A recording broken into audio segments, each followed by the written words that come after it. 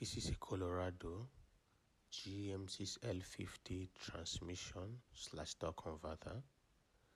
So the customer complained of grinding / whining noise in the transmission. So we tried to open the torque converter. At the end of the day, we found out that the status bearing has already been damaged. It has completely been broken, and that is the reason of the noise in the transmission. And when we disassembled it, we couldn't find any problem in the transmission. So the culprit was the failed status bearing in the torque converter.